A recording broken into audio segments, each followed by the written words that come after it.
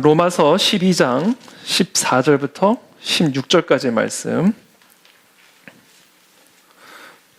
이 짧은 구절이니까요. 한 목소리로 봉독하겠습니다. 로마서 12장 14절부터 16절까지 한 목소리로 읽습니다. 시작. 너희를 박해하는 자를 축복하라. 축복하고 저주하지 말라. 즐거워하고 우는 자들과 함께 울라. 서로 마음을 같이하며 높은 데 마음을 두지 말고 도리어 낮은 데 처하며 스스로 지혜 있는 채 하지 말라. 아멘. 오늘은 예수님에게 실족당한 그리스도인들이란 주제를 가지고 오늘 하나님의 말씀 함께 나누겠습니다. 여러분, 어떤 사람이 갖고 다니는 가방 가운데 그 가방이 명품 가방인지 아니면 짝퉁 가방인지를 확인할 수 있는 방법이 뭔지 아세요?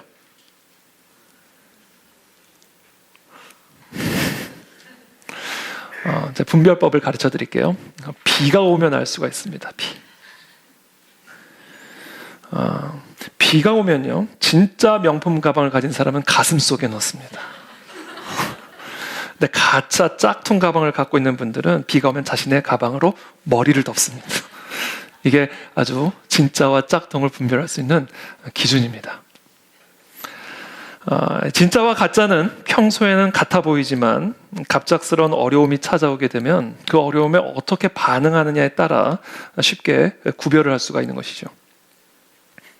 진짜는 아무리 힘들어도 이 진짜로서의 가치 때문에, 그 가치를 내가 알고 있기 때문에 가슴에 품어서 그것을 보호하려고 하지만, 그러나 가짜는 그 가짜의 가치를 내가 알고 있기 때문에, 그리고 그것을 숨길 수가 없기 때문에 그 힘든 상황 속에서 굳이 보호할 가치가 없는 것이죠. 그래서 자신의 몸으로 자신의 가방을 지키는 것이 아니라 자신의 몸을 지키기 위한 도구로 사용하게 되는 것입니다.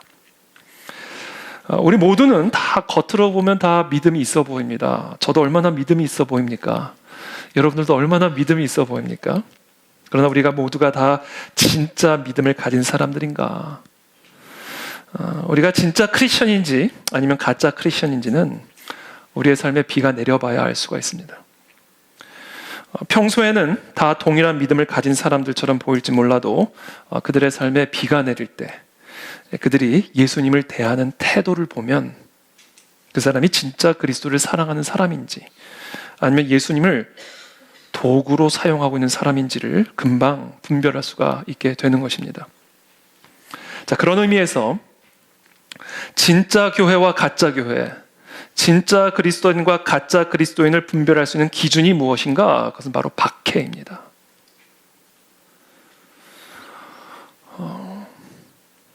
예수님을 위해서 내가 박해를 받을 수 있는가? 내가 박해를 받을 때 나는 예수님을 더 깊이 내 가슴 속에 품을 수 있을까? 예수님을 목적이 아닌 도구로 삼는 사람은 절대로 예수님을 위해서 박해를 받을 수가 없습니다. 왜냐하면 목적은 나이기 때문에.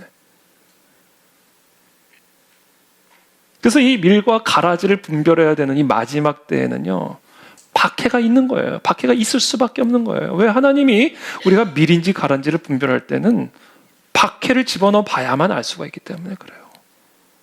그래야 진짜와 가짜가 확연하게 분별을 할 수가 있기 때문에 그렇습니다. 그래서 요한계시록도 그렇고 예수님의 말씀도 그렇고 마지막 때는 끊임없이 비가 내릴 것이다.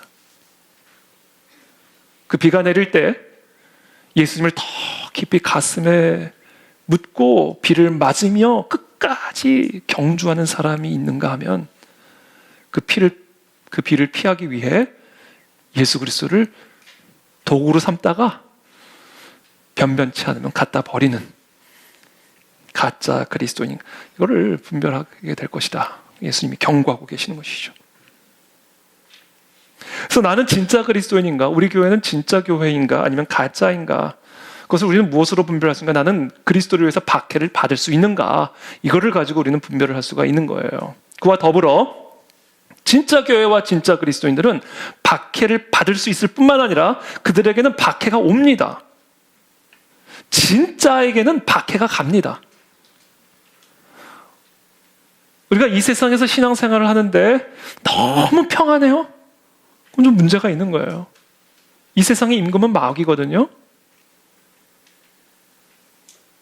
그 세상을 우리가 살아가는데, 신앙인으로서 살아가는데 항상 평탄하고 항상 기쁘고 아무런 문제가 없다?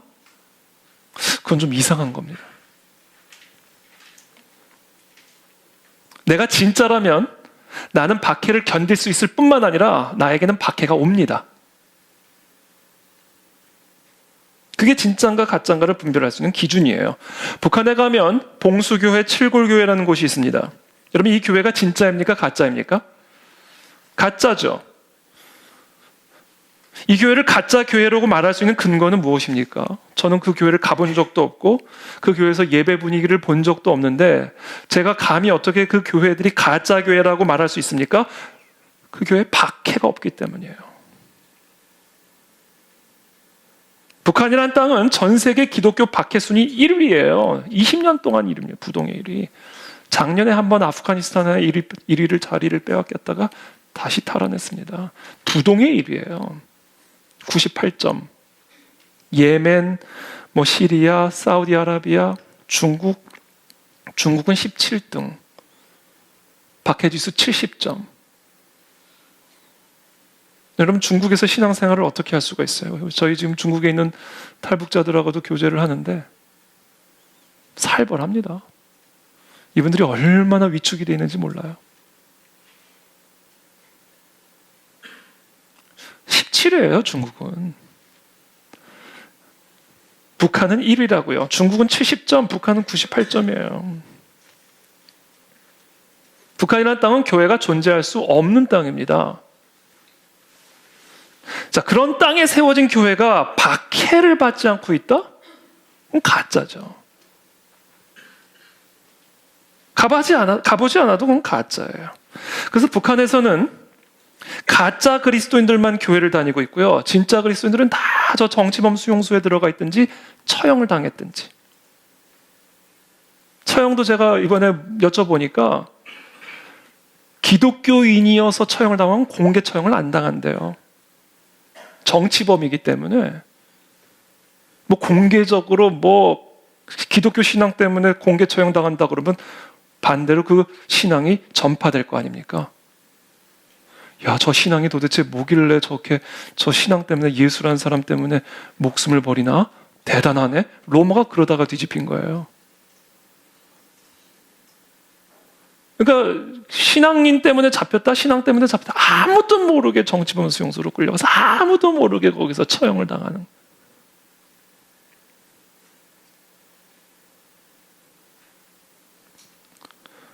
그러니까 북한이라는 땅에서 교회를 다니는 사람들은 다 가짜고요. 진짜 그리스도들은 다 정치범 수용소에 들어가 있든지 총살당했든지 아니면 박해를 철저하게 피해야 되기 때문에 철저히 자신의 신앙을 숨기면서 살아갈 수밖에 없는 땅이 북한이라는 땅입니다. 진짜면 박해가 있기 때문에 그래요. 그 교회가 진짜 교회인지 아닌지, 그 사람이 진짜 그리스도인인지 아닌지를 무엇으로 분별할 수 있습니까? 그 사람에게 박해가 있는가? 이것은 제가 정한 기준이 아닙니다. 예수님이 가르쳐 주신 기준이에요. 마태복음 5장 11절의 말씀입니다. 나로 말미암아 너희를 욕하고 박해하고 거짓으로 너희를 거슬러 모든 악한 말을 할 때에는 너희에게 복이 있나니 기뻐하고 즐거워하라. 하늘에서 너희의 상이 큼이라. 너희 전에 있던 선지자들도 이같이 박해하였느니라. 예수님도 박해받아 돌아가셨고 예수님을 따르는 제자들도 선지자들도 다 박해를 받았어요. 진짜면 박해를 받게 되어 있습니다. 그리고 진짜라면 그 박해를 끝까지 견뎌내게 되어 있어요. 그게 진짜입니다. 자, 그렇다면 예수님과 예수님의 제자들은 도대체 이 세상에서 무슨 일을 했기에 세상이 그토록 미워했을까? 예수님이 도대체 뭐를 하셨다고? 교회가 도대체 뭘 세상에 나쁜 짓을 했다고 세상에 그토록 교회를 핍박하고 박해하는 것일까? 사랑 때문에 그렇습니다. 하나님의 사랑 때문에 그런 거예요. 요한복음 3장 16절입니다. 하나님이 세상을 이처럼 사랑하사, 하나님이 세상을 이처럼 사랑하사 어떻게 하셨어요? 독생자를 주셨으니 이는 그를 믿는 자마다 멸망하지 않고 영생을 얻게 하려 하심이라. 예수 그리스도께서 이 땅에 오신 이유 하나님의 사랑 때문입니다. 이 땅의 교회와 그리스도인들이 예수 그리스도를 따라가는 거 하나님의 사랑 때문이에요. 하나님의 사랑이 이처럼 세상을 사랑하는데 세상은 이처럼 하나님을 따르는 자들을 박해했고 미워했고 죽였단 말이에요. 아니, 교회는 세상을 그렇게 사랑하는데 세상은 왜 그토록 교회를 박해하는 것일까? 그 이유를 이해하려면 사랑이 무엇인지를 정확하게 이해하셔야 됩니다. 로마서 12장 9절의 말씀입니다. 사랑에는 거짓이 없나니 악을 미워하고 선에 속하라. 사랑이란 무엇입니까? 첫째, 사랑이란 거짓을 없애는 거예요. 사랑이란 무엇입니까? 둘째, 악을 미워하는 겁니다. 셋째, 사랑이란 무엇입니까? 선에 속하는 것입니다. 거짓된 세상 속에서 거짓을 없애는 것, 악한 세상 속에서 악을 미워하는 것, 선하지 않은 세상 속에서 선에 속하는 것, 이게 사랑이에요. 그래서 그리스도의 사랑은 불의한 사람들에게 상처를 줄 수밖에 없는 겁니다. 그래서 그리스도의 사랑은 악한 사람들을 실족할 수밖에 없는 거예요. 그래서 마귀가 임금 노릇을 하고 있는 이 세상을 사랑한다는 것은 이 세상의 미움과 박해를 받을 수밖에 없는 사랑인 겁니다. 그게 하나님의 사랑이에요. 우리는 지금까지 예수님을 생각할 때 잃어버린 양을 찾아 어깨에 메고 환한 웃음을 가지고 잃어버린 양을 가지고 양떼로 돌아오는 그런 예수님의 자비로운 모습만을 생각합니다. 또는 팔 안에 어린아이들을 감싸 안으시고 그들을 축복하시면서 환한 웃음으로 내가 너희를 사랑한다 말씀하시는 그런 사랑 충만한 예수님의 모습만을 상상합니다. 이 모든 것들은 다 사실이에요. 그러나 그게 전부는 아닙니다. 예수님은 바리새인들의 위선을 꾸짖으시면서 독사 새끼들아, 너희가 어떻게 지옥의 판결을 피하겠느냐? 정말 예수님의 입에서 나오는 말이라고는 상상할 수도 없는 욕설을 퍼부으셨어요. 바리새인들에게, 모든 사람들의 존경을 받는 바리새인들에게. 성전 안에서 물건을 매매하는 상인들을 보시고는 그들의 상을 뒤엎으시고 성전에서 내쫓으시는 난동을 피우셨습니다. 주님을 따르기 전에 아버지의 장례를 지내고 싶어 했던 한 남자에게는 죽은 자들로 자기의 죽은 자들을 장사하게 하고 너는 가서 하나님 나라를 전파하라. 아버지를 잃은 자의 마음을 전혀 헤아리지 않는 것처럼 보이는 아주 냉정한 말씀들을 서슴지 않으셨습니다. 오늘 예수님이 바리새인들을 향해서 다음과 같은 말씀을 하십니다. 외식하는 자들아, 연기하는 자들아, 이사야가 너희에 관해 잘 예언하였도다. 일러스되 이 백성이 입술로는 나를 공경하되 마음은 내게서 멀도다. 사람의 계명으로 교훈을 삼아 가르치니 나를 헛되이 경배하는도다 하였느니라 하시고.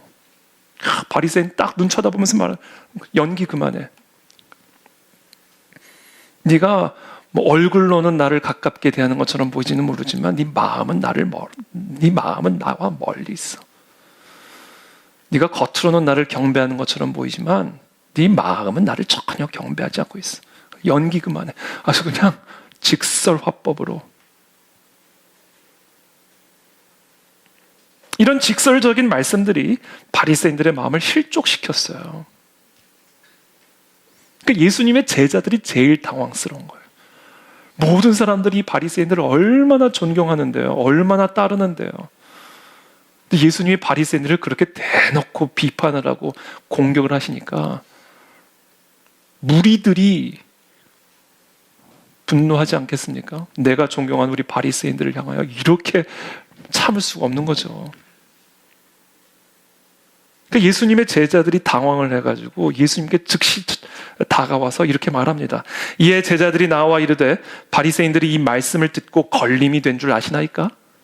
실족한 것을 아십니까? 이들이 실족했습니다. 어떻게 하시려고 그럽니까? 이들을 따르는 무리들이 얼마나 많은데 이 바리새인들을 실족하게 해서 어떻게 하시려고 하는 겁니까? 이에 대해 예수님은 이렇게 대답하셨습니다. 예수께서 대답하여 이르시되 심은 것마다 내 하늘 아버지께서 심으시지 않은 것은 뽑힐 것이니 그냥 둬라. 실족한 채로 그냥 둬라. 그렇게 해서 아버지께서 심지 않은 것들은 다 뽑혀 나가게 해라. 그들은 맹인이 되어 맹인을 인도하는 자로다. 만일 맹인이 맹인을 인도하면 둘이 다 구덩이에 빠지지 않겠느냐. 그러니까 맹인이면서 맹인을 인도하고 있는 저 바리새인들을 뽑아버려야 된다. 그러기 위해서 지금 실족하게 하시는 거예요. 예수님은 실족하게 하시는 시험을 통해서 하나님께서 심지 않은 자들이 뽑혀지게 될 것이라고 지금 말씀하고 계시는 겁니다. 그래서 여러분, 우리들은 예수님을 따르고 예수님을 사랑하는 이 여정에서 예수님에게 실족당하게 될 것을 반드시 기억하고 마음의 준비를 하고 예수님을 따라가셔야 됩니다. 왜냐하면 그것으로만 내가 밀인지 가라진지, 하나님이 심은 사람인지 하나님이 뽑으려고 하는 사람인지를 분별할 수가 있기 때문에 그래요. 그래서 예수님은 반드시 우리를 실족하게 하십니다. 그 실족하게 하실 때 저와 여러분들의 반응, 그것이 중요한 것이죠. 세례 요한도 보세요. 평생을 예수님을 위해서 수고하고 헌신한 사람이죠. 장가도 가지 않고 광야에서 메뚜기와 석청을 먹으면서 짐승 가죽으로, 짐승 털로 몸을 감싸고 예수님이 오시는 그 길을 예비했던 세례 요한, 평생을 예수님의 길을 위해 헌신한 그 사람이 결국 어디로 들어가요? 감옥으로 들어가잖아요. 천하의 세례 요한이라도 그렇게 예수님을 위해서 수고하고 헌신한 다음에 감옥에 들어가니까 실족이 되는 거예요. 저분이 진짜 우리가 기다리는 메시아가 맞나? 아니, 저분이 메시아라면 나를 어떻게 이렇게 감옥에 두실 수가 있지? 세례 요한이 자기 제자들을 부릅니다. 야, 너희들 가서 그분이 진짜 우리가 기다리는 메시아가 맞는지를 확인 좀 하고 와라. 실족당한 거예요.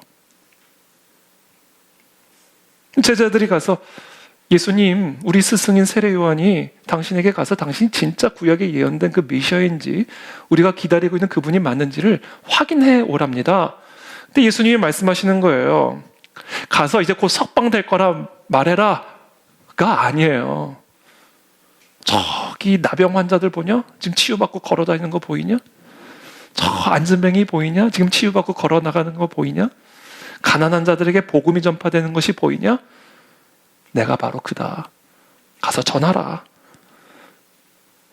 그러면서 이와 같은 말씀을 덧붙이십니다. 누구든지 나로 말미암아 실족하지 아니하는 자는 복이 있도다 하시니라. 진짜는 반드시 실족의 시험을 통과해야 되고요. 진짜라면 실족을 받고 실족을 견딥니다. 그게 진짜와 가짜를 분별할 수 있는 기준이에요. 예수님께서 저와 여러분들을 실족해 하실 때 여러분 버티시고 견뎌내시고 더 견고히 예수님을 가슴에 품게 되기를 축복합니다. 그 사람이 진짜입니다. 어떤 사람들은 교회와 각종 사역팀에 들어오지만 실제로는 하나님께서 보내신 사람이 아니거나 심지어 하나님의 사람이 아닌 경우들도 있습니다. 이런 사람들은 진실한 가르침을 받으면 실족을 당해서 그들의 진정한 동기를 드러내고는 뿌리가 뽑히게 됩니다. 제가 존경하는 미국의 설교가 중에 한 사람인 존 비비어 목사님이 책에서 그런 말씀을 하신 것을 제가 읽은 일이 있습니다.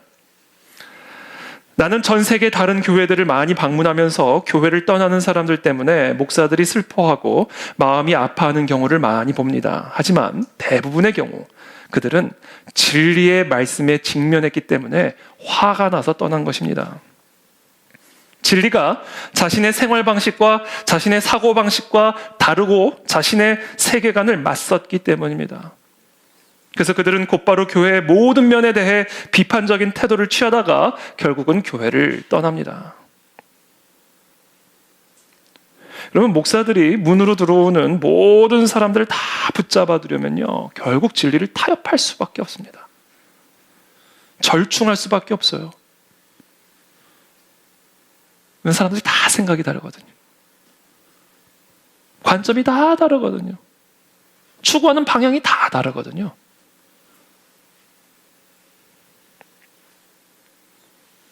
그래서 어떻게 쓰든지 교회 문 안으로 들어오는 사람들 다 잡아두려면요, 진리를 타협하거나 절충할 수밖에 없게 되는 거예요. 존 비비어 목사님은 계속해서 말합니다. 당신이 진리에 대해 설교한다면 사람들을 실족하게 할 수 있을 것입니다. 그들은 뿌리가 뽑히고 떠나겠지요. 그런 사람들 때문에 슬퍼하지 마시고 하나님께서 당신에게 보내주신 사람들을 더 먹이고 양육하는 일에만 집중하십시오. 교회를 떠나는 사람들 때문에 슬퍼하고 마음 아파하는 목회자들이나 관계 때문에 진리와 대면하기를 주저하는 목회자들은 결국 자신들의 인생에 부어진 기름이 점차 말라가는 것을 보게 될 것입니다. 어떤 목회자들은 그러다 죽어갈 것이고 어떤 목회자들은 단지 살아있는 척만 할 것입니다. 자신도 모르는 사이에 그들은 하나님과의 관계보다 사람과의 관계를 선택했기 때문입니다. 저는 한국 교회가 지금 힘을 잃어가고 있는 이유 중에 하나는 목회자들이 하나님의 진리로 성도들의 마음을 실족하게 하는 일을 두려워하고 있기 때문이다라고 저는 생각합니다.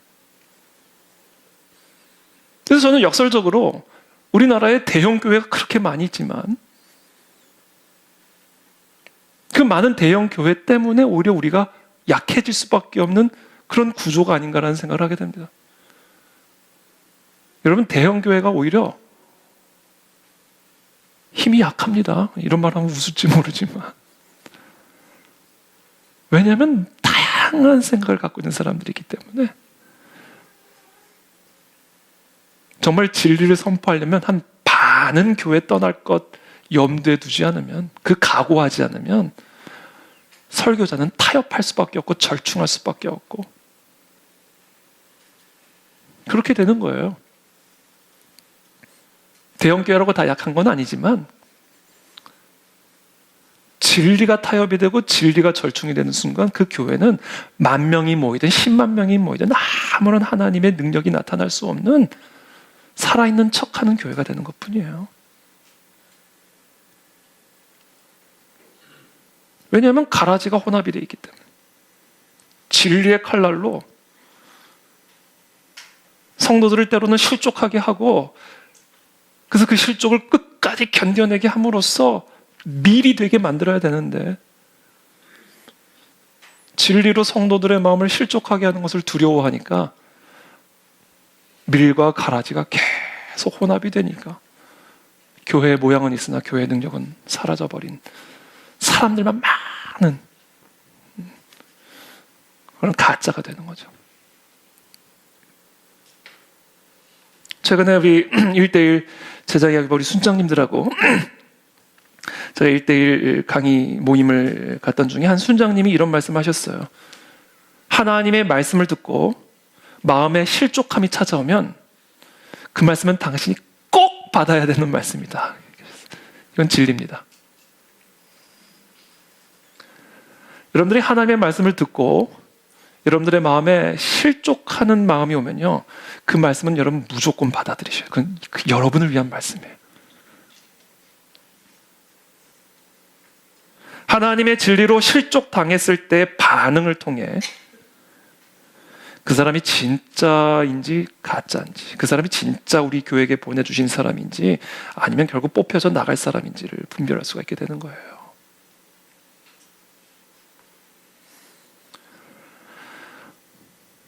예수께서 길을 걸어가실 때 갑자기 한 사람이 달려와서 무릎을 꿇고 예수님에게 묻습니다.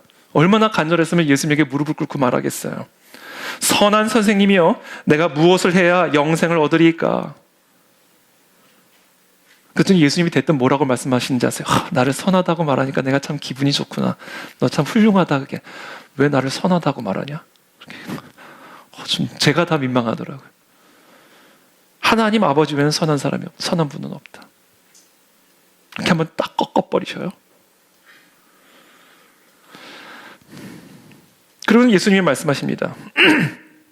네가 계명을 안 하니 살인하지 말라, 간음하지 말라, 도둑질하지 말라, 거짓 증언하지 말라 하였느니라. 그러자 그 사람이 대답합니다. 내가 어렸을 때부터 다 지켰습니다. 그랬더니 또 예수님이 야, 너 진짜 대단하구나. 야, 너 진짜 기특하다. 젊은 나이에. 그렇게 예수님이 반응하신 게 아니에요. 예수께서 그를 보시고 사랑하사 이르시되 네게 아직도 한 가지 부족한 것이 있으니 가서 네게 있는 것을 다 팔아 가난한 사람들에게 주라. 그리하면 하늘에서 보화가 네게 있으리라. 그리고 와서 나를 따르라 하시니 그 사람은 재물이 많은 고로 이 말씀으로 인하여 슬픈 기색을 띠고 근심하며 가니라. 자, 예수님으로부터 영생 얻고 싶어서 찾아온 이 젊은 사람이 실족을 당한 거예요. 주님, 나 부모님도 공경하고 도둑질도 안 하고 간음도 안 하고 살인도 안 하고 저 10계명 다 지켰습니다. 그랬더니 예수님이 그래? 그럼 네 재산 다 팔고 나를 따라와. 내가 사랑해서 하는 말이야. 실족당한 거예요. 그러니까 슬픈 기색을 가지고 돌아갑니다. 그런 예수님은 어떤 조치도 취하지 않으셨어요. 돌아가는 그 사람의 발걸음을 보고 예수님 제자들하고 다른 대화를 이어가십니다. 냉정하시죠. 나 같으면 다시 불러올 거다. 한 사람이라도, 한 양이라도 네 전 재산 일단 할부로 50개월 할부로 도와줄게. 이런 식으로라도 어떻게 마음을 사셨어야 되잖아요. 가는 거 그냥 내버려 두세요. 사랑해서 하신 말씀이에요. 예수님은 사람들에게 조종당하지 않으십니다. 예수님은 그냥 진실만 말씀하세요. 비록 그것이 상대방과의 대결을 의미하는 것이고 궁극적으로 상대방을 실족하게 하는 일이라 할지라도 예수님은 타협을 하지 않으셨습니다. 우리가 만약 사람의 인정을 받고자 노력한다면 절대로 하나님의 기름 부으심을 받을 수가 없을 겁니다. 오직 우리는 하나님의 말씀만 전하리라 결심하셔야 됩니다. 하나님의 말씀만을 전하다가 다른 사람들을 실족하게 하는 그런 위험이 있을지라도 하나님이 내게 붙여주신 사람이라면 그 사람이 그 실족을 견뎌낼 것이고 이겨낼 것이라는 것을 믿고 하나님의 진리만을 말씀하셔야 됩니다. 만약에 뿌리 뽑혀 나간다면 그건 하나님이 나에게 붙여주신 사람이 아닌 거예요. 예수님의 기쁨은 오직 하나, 하나님 아버지의 뜻을 행하는 것입니다. 그리고 주님이 그렇게 하셨을 때 오히려 더 많은 사람들이 예수님을 따르기 시작했습니다. 세례 요한의 삶을 보십시오. 하나님의 진리를 선포하다 사람들을 실족하게 해서 목이 잘려나갔습니다. 베드로를 보십시오. 하나님의 진리를 선포하다 사람들을 실족하게 해서 십자가에 거꾸로 못 박혀 죽임을 당했습니다. 사도 바울의 인생을 보십시오. 마틴 루터를 보십시오. 존 버년을 보십시오. 윌리엄 윌버포스를 보십시오. 마틴 루터 킹 주니어를 보십시오. 이 세상을 변화시킨 하나님의 종들은 한 사람도 예외 없이 하나님의 진리로 세상과 부딪혀 세상을 실족시킨 사람들이에요. 세상을 변화시키는 그리스도인은 세상을 사랑하는 그리스도인이고 세상을 사랑하는 그리스도인은 세상을 실족시키는 그리스도인입니다. 그래서 그리스도인은 세상의 미움을 받고 박해를 받게 되는 것이고 그와 같은 미움과 박해를 받을 때 우리는 우리를 박해하는 자를 끝까지 사랑해야 됩니다. 왜냐하면 우리가 실족하게 하는 이유는 미움 때문이 아니라 사랑하기 때문이기 때문에 그 사랑 때문에 우리가 미움과 박해를 받을 때 우리는 그들을 저주하는 것이 아니라 끝까지 축복하고 사랑해야 되는 겁니다. 그게 진짜입니다. 우리가 우리를 박해하는 자들을 저주하는 순간 우리의 사랑은 죽어버리게 되는 것이고 그 결과 우리는 세상을 변화시키는 그리스도의 사랑의 권능을 잃어버리게 되는 것입니다. 그래서 오늘 사도 바울은 로마서 12장 14절에서 너희는 이렇게 살아라 이렇게 말씀하십니다. 너희를 박해하는 자를 축복하라. 축복하고 저주하지 말라 이렇게 말씀하십니다. 우리가 하나님의 진리로 세상을 실족하게 하는 것은 세상을 향한 하나님의 사랑 때문이지 세상을 향한 하나님의 미움 때문이 절대로 아닙니다. 우리가 그들을 실족해 하는 것이 그들을 향한 하나님의 사랑 때문이라면 실족 당한 자가 우리를 미워하고 박해할 때 우리는 그들을 저주하지 말고 축복해야 합니다. 그 순간 실족해 하는 것은 미움이 아니라 사랑이 되는 것이고 그 사랑이 결국 그들을 그 거짓과 그 악에서 구원해 줄 것입니다. 이와 같은 그리스도인들이 진짜 그리스도인이다. 진짜 그리스도인은 박해를 받을 뿐만 아니라 박해를 끝까지 견딥니다. 진짜 그리스도인은 사람들을 실족해 할 뿐 아니라 그 실족한 사람들이 저주할 때 그들을 축복하고 사랑합니다. 이것이 진짜 교회고 진짜 그리스도인이다. 저와 여러분들 모두가 그와 같은 그리스도인들로 이 세상 속에 세워지게 되기를 축복합니다. 우리 교회가 그래서 그 안에 진리교회, 괄호 열고 그 안에 실족교회.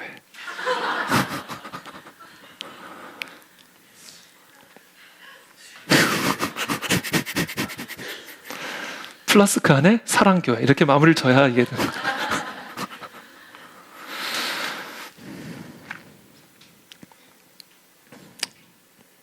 근데 딱 이 부분에서 제 마음에 딱 걸려든 게 있어요. 제가 딱 설교 원고를 여기까지 딱 준비를 했을 때 갑자기 제 마음속에 한 가지 염려가 살짝 올라오기 시작했습니다.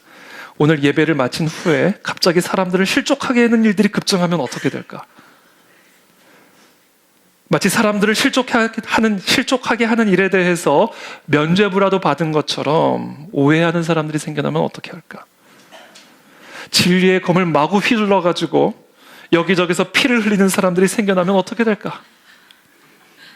그와 같은 어리석음과 무례함 때문에 당하는 고난을 마치 하나님을 위해 당하는 영광스러운 박해인 것처럼 오해하고 착각하는 사람들이 일어나게 되면 어떡할까? 지금까지만 들으면 마치 예수님은 다니시는 곳마다 사람들을 막 여기저기 막 찌르고 다니시는 것만 생각하실 수가 있는데 절대 그렇지 않습니다. 오늘 설교를 여러분들이 제대로 들으시려면 이 후반부 설교를 반드시 들으셔야 됩니다. 예수님과 제자들은 전도 순례를 마치고 가버나움으로 돌아왔습니다. 그곳에서 시몬 베드로는 성전 세금을 거두는 관원을 만나게 됩니다. 그 관원은 너의 선생은 왜 성전 세금을 내지 않느냐? 이렇게 물었습니다. 베드로가 예수님과 논의하기 위해 예수님께로 돌아왔습니다. 예수님은 베드로가 세금 거두는 관원을 만난 사실을 아시고 베드로에게 이렇게 물으셨습니다. 시몬아, 세상의 왕들이 누구에게서 관세를 걷느냐?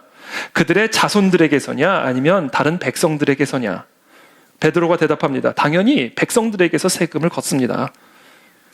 그러자 예수님은 그렇지. 왕의 자손들은 면세다. 왕의 자손들은 세금을 내는 사람들이 아니라 세금의 수혜를 누리는 사람들이다. 그들은 세금으로 유지되는 왕궁에서 생활하고 왕의 식탁에서 먹으며 왕가의 의복을 입는다. 이거 다 세금으로 지불되는 것이다. 자, 그렇다면 베드로야, 누가 성전의 왕이냐? 바로 하나님 아버지다. 그래서 예수님께서는 베드로에게 질문하십니다. 내가 성전의 주인이 되시는 하나님 아버지의 아들이라면 내가 성전 세금을 내야 되겠느냐, 말아야 되겠느냐? 예수님이 세금을 내지 않는 것은 지극히 당연한 일이고 절대로 내실 필요가 없는 세금이에요. 하지만 예수님은 베드로에게 다음과 같이 말씀하십니다. 그러나 우리가 그들이 실족하지 않게 하기 위하여 네가 바다에 가서 낚시를 던져 먼저 오르는 고기를 가져 입을 열면 돈 한 세겔을 얻을 것이니 가져다가 나와 너를 위하여 주라 하시니라. 지금 예수님은 전혀 성전의 세금을 내실 필요가 없지만 사람들로 하여금 실족하지 않게 하기 위해서 베드로에게 가서 지불하라 이렇게 명령하신 거예요. 그리고는 바로 이어서 예수님께서 한 어린아이를 불러 그들 가운데 세우시고 다음과 같이 말씀하십니다. 3절에 이르시되 진실로 너희에게 이르노니 너희가 돌이켜 어린아이들과 같이 되지 아니하면 결단코 천국에 들어가지 못하리라. 그러므로 누구든지 이 어린아이와 같이 자기를 낮추는 사람이 천국에서 큰 자니라. 계속해서 이어서 말씀하십니다. 너희 중에는 그렇지 않아야 하나니 너희 중에 누구든지 크고자 하는 자는 너희를 섬기는 자가 되고 너희 중에 누구든지 으뜸이 되고자 하는 자는 너희의 종이 되어야 하리라. 인자가 온 것은 섬김을 받으려 함이 아니라 도리어 섬기려 하고 자기 목숨을 많은 사람의 대속물로 주려 함이니라. 여러분, 예수님은 섬김을 받으려고 오신 것이 아니라 섬기려고 오신 거예요. 우리 주님은 하나님의 아들이십니다. 그런 분이 자신의 권리를 가지고 낮은 자가 되어서 섬김을 받아야 할 분이 섬기겠다라고 말씀하시는 거예요. 갈라디아서 5장 13절에서도 말씀하십니다. 형제들아, 너희가 자유를 위하여 부르심을 입었으나 그러나 그 자유로 육체의 기회를 삼지 말고 오직 사랑으로 서로 종노릇하라. 하나님의 사랑 안에는요, 하나님의 진리로 거짓과 악에 묶여있는 사람들 실족하게 해서 그들을 거짓과 악에서 구원하는 것에만 있는 것이 아닙니다. 낮고 낮은 종의 마음으로 그들로 하여금 실족하지 않게 하기 위해서 자신에게 주어진 권리와 자유를 절제하고 내려놓을 수 있는 것까지 포함하고 있는 거예요. 이 두 가지 사랑이 균형이 잡혀 있을 때 우리의 진리가, 우리의 섬김이 거짓과 악에 묶여있는 자들을 그것으로부터 건져낼 수 있는 하나님의 능력이 될 수가 있는 것입니다. 자유. 이 자유의 또 다른 의미는 권리죠. 자유는 내가 그거 먹을 수 있는 자유가 있다는 것은 내가 그거 먹을 수 있는 권리가 있다는 얘기예요. 우리는 살아계신 하나님의 자녀로서 하나님이 주신 자유와 특권을 얼마든지 사용할 수 있는 권리가 있습니다. 그러나 예수님은 말씀하시는 거예요. 그것을 너 자신만을 위해서 쓸 수 있는 자유와 권리로 생각해서는 절대로 안 되고 그 자유와 권리를 가지고 섬기는 종으로서 써야 된다. 이렇게 말씀하시는 거예요. 이게 정말 오늘 우리 한국 교회와 저와 오늘 모두가 깊이 새겨야 할 하나님의 가르침입니다. 사도 바울은 로마서와 고린도전서에서 이 부분에 대한 생생한 예를 들어서 설명하고 계십니다. 어느 날 성도들이 먹는 음식에 대한 문제를 가지고 논쟁이 일어났어요. 이거 먹을 수 있는 자유가 있냐 없냐? 이것을 가지고 논쟁이 일어나게 됐습니다. 로마서 14장 1절에서 이렇게 말씀하시죠. 믿음이 연약한 자를 너희가 받되 그의 의견을 비판하지 말라. 어떤 사람은 모든 것을 먹을 만한 믿음이 있고 믿음이 연약한 자는 채소만 먹느니라. 여러분, 예수님은 이미 사람의 입으로 들어가는 것이 그 사람을 더럽히는 것이 아니라 그 사람의 마음에서 나오는 것이 그 사람을 더럽히는 것이라고 분명히 말씀하셨어요. 그래서 모든 음식은 다 깨끗하고 거룩하다라고 말씀하셨습니다. 그러나 믿음이 연약한 성도들은 여전히 이 우상에게 바쳐진 제물들을 먹는 것을 두려워하고 그 고기를 먹지를 못하고 있었어요. 예수님께서 이미 이 문제에 대해서 명확하게 말씀하셨음에도 불구하고 그 사람들은 믿음이 약해서 여전히 그 고기들을 먹지를 못하고 있었던 거예요. 그래서 고린도전서 8장 4절부터 보면 사도 바울이 이야기하는 거예요. 어떤 사람들은 지금까지 우상을 섬기는 습관에 젖어 있어서 우상에게 바쳤던 제물을 먹을 때에는 자기들이 먹는 고기가 참으로 우상의 것이라고 생각을 합니다. 그리고 그들의 믿음이 연약하기 때문에 그 음식으로 말미암아 자기들이 더러워졌다라고 생각을 합니다. 그러나 여러분, 음식을 먹지 않는다고 해서 손해될 것도 없고 음식을 먹는다고 해서 이로울 것도 없습니다. 그러나 여러분들에게는 이 자유와 권리가 그와 같이 믿음이 약한 사람들에게 걸림돌이 되어서 실족하게 만들지는 마십시오. 이렇게 말씀하시는 거예요. 우리에게 주어진 자유와 권리 때문에 우리가 다른 사람들을 전혀 의식하지 않고 그저 그 자유와 권리를 나만의 유익을 위해서만 사용한다면 그것은 하나님의 사랑이 아니다라는 거예요. 그것은 믿음이 연약한 사람들을 실족하게 만들 수 있는 것이다. 그러나 이 고린도 교회 안에서 믿음이 강한 사람들은 믿음이 약한 성도들 앞에서 우상 앞에 받쳐진 고기를 가져와서 막 먹는 거예요. 이건 아무 문제가 없는 행위지만 이들의 행위는 문제가 있는 행위예요. 믿음이 연약한 사람들이 그것을 보면서 실족을 당하게 되기 때문에 그래요. 그래서 고린도 교회에 그 믿음이 강한 사람들은요, 그의 형제들을 실족하게 하는 문제보다 자신들의 자유, 복음으로 말미암아 주어진 자유와 권리를 사수하는 것에 더 큰 관심을 가졌던 것으로 보여져요. 이런 태도는 섬기는 종의 마음에서 나오는 태도가 아니다. 예수님이 책망하시는 겁니다. 주님은 우리에게 주어진 이 자유가, 우리에게 주어진 이 권리가 다른 사람들을 실족하게 하고 넘어지게 하는 걸림돌로 쓰이게 되는 것을 원하지 않으십니다. 그래서 사도 바울은 다른 믿음이 연약한 사람들을 섬기고자 하는, 그들을 변화시키고자 하는, 그들을 거짓과 악에서부터 건져내고자 하는 그런 그리스도의 사랑은 없고 오직 그리스도로 말미암아 주어진 권리와 자유만을, 그 자유에 대한 지식만을 갖고 있는 사람들에게 이렇게 경고를 합니다. 그런즉 너희의 자유가 믿음이 약한 자들에게 걸려 넘어지게 하는 것이 되지 않도록 조심하라. 계속해서 말합니다. 그러면 네 지식으로 그 믿음이 약한 자가 멸망하나니 그는 그리스도께서 위하여 죽으신 형제라. 이같이 너희가 형제에게 죄를 지어 그 약한 양심을 상하게 하는 것이 곧 그리스도에게 죄를 짓는 것이니라. 그러므로 만일 음식이 내 형제를 실족하게 한다면 나는 영원히 고기를 먹지 아니하여 내 형제를 실족하지 않게 하리라. 예수님은 더 무서운 경고를 우리에게 내리십니다. 그러므로 누구든지 이 어린아이와 같이 자기를 낮추는 사람이 천국에서 큰 자니라. 또 누구든지 내 이름으로 이런 어린아이 하나를 영접하면 곧 나를 영접함이니 누구든지 나를 믿는 이 작은 자 중 하나를 실족하게 하면 차라리 연자맷돌이 그 목에 달려서 깊은 바다에 빠뜨려지는 것이 나으니라. 아주 무서운 경고를 내리시는 것이죠. 그러니까 우리가 우리에게 주어진 자유와 권리를 우리만을 위해서 사수할 것이 아니라 그 자유와 권리를 누릴 수 있는 권리가 있지만, 그러나 그 권리 때문에, 그 자유 때문에 믿음이 연약한 사람들이 실족을 당하게 되면 나는 그 고기 먹지 않겠다. 사도 바울이 그렇게 얘기하는 거예요. 왜냐하면 그 행위는, 그렇게 해서 그 사람을 실족하게 하는 일은 차라리 연자맷돌을 목에 달아 바다에 떨어뜨리는 것이 나을 만큼의 심각한 죄이기 때문이다. 저는 사도 바울이 우상에 바쳐진 고기 먹었을 거라 생각해요. 몰래 먹으면 되는 거예요, 여러분. 그건 죄가 아니잖아요. 지금 핵심은 그거예요. 그것을 보는 사람들이 실족당하니까 그만큼 신경을 쓰고 먹으라. 이거 신경을 쓰고 먹으라.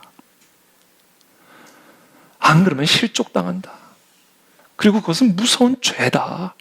우리는 이 부분에 대해서 너무 가볍게 생각하는 것 같아요. 저도 마찬가지고.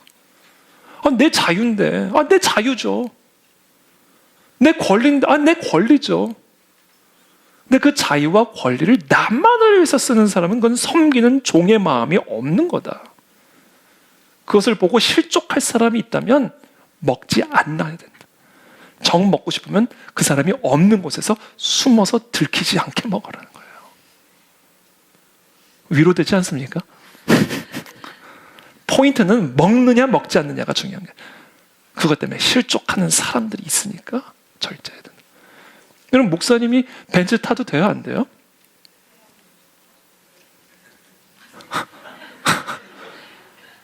목사님이 벤츠 타도 돼요? 안 돼요? 제가 벤츠를 지금 살려고 그러는 게 아니라 살 돈도 없고.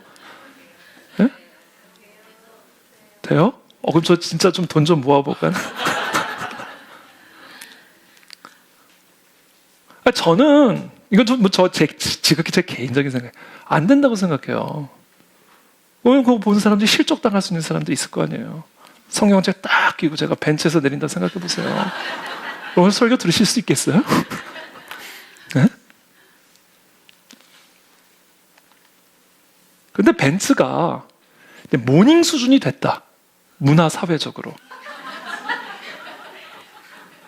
값이 막 그렇게 비싼 차가 아니라 다 비슷비슷한 차. 그러면 저는 타도 상관이 없다 생각해요. 그건 다 그것 때문에 이렇게 실족할 만한 문제는 아니니까 이제는. 목사 골프 치는 것에 대해서는 어떻게 허리가 안 돌아가나? 골프 치는 것에 대해서 어떻게 생각하세요? 저는 이제 우리나라 사회 문화적인 수준에서는 칠 수 있다고 생각해요. 그러나 70년대, 80년대 미국이 아니라 한국 같은 그런 시대적 상황 속에서는 지금도 이렇게 이렇게 싼 스포츠는 아니지만 그 당시 70년대, 80년대 우리 다 힘들 때 골프 약속하고 10만 가고 그러면은 사람들이 실족을 당하죠. 그건 치면 안 되는 거죠. 그러니까 이건 어떤 절대적인 기준에 대해서 얘기하는 게 아니에요. 왜 목사라고 골프 치면 안 되고 왜 목사라고 벤츠 타면 안 됩니까? 돈이 있으면 타면 되는 거고 시간 있으면 치면 되는 거죠. 그거는 죄의 문제가 아니라 그리스도 안에서 우리 모두에게 주어진 자유와 권리의 문제예요. 그러나 그 자유와 권리 때문에 그것을 바라보는 사람들의 마음에 실족함이 들어가게 된다면 하지 마라. 정하고 싶으면 절대로 들키지 않게 해라. 그렇게 하는 거예요. 그렇게 골프 치고 싶으면 남미에 가서 치고 와라. 이런 거예요.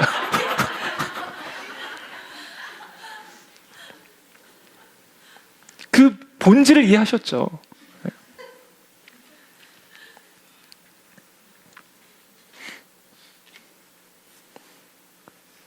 예수님은 하나님 아버지께 순종하고 다른 사람들을 섬기기 위해서 사람들을 실족하게 한 것이지 자신의 권리를 주장하기 위해서 사람들을 실족하게 하신 게 아니에요. 섬기는 종의 마음으로 실족해 하신 겁니다. 진짜 그 영혼을 거짓과 악에서부터 끄집어내기 위해서 실족하게 하신 거예요. 그래서 진짜 그런 사람들은요, 박해받을 때 축복합니다. 정말 그 사람이 실족할까 염려합니다. 그게 진짜다, 진짜. 전혀 상관하지 않고 그냥 푹푹 아무 데나 막 찔러가지고 피를 철철 흘리고 다니는데도 또 뒤에서 또 찌르고 또 찌르고. 예수님 그런 실족이 아니에요. 섬기는 종으로 실족할까 염려하는 마음으로 실족하게 하신 거예요. 그래야 그 거짓에서부터 악에서부터 끄집어내올 수가 있기 때문이에요. 그래서 고린도전서 10장 23절에서 말씀하십니다. 모든 것이 가하나 모든 것이 유익한 것은 아니요. 모든 것이 가하나 모든 것이 덕을 세우는 것은 아니니. 우리는 우리의 자유와 권리 때문에 형제를 넘어지지 않도록 주의해야 합니다. 우리의 행동이 성경을 근거로 우리에게 주어진 자유와 권리의 문제라 할지라도 한번 우리 자신에게 스스로 언제나 물어볼 수 있게 되기를 바랍니다. 이것이 과연 다른 사람이나 나를 위해 덕을 세우는 일일까? 혹시 나의 이와 같은 행위로 다른 사람들이 실족을 당하지는 않을까?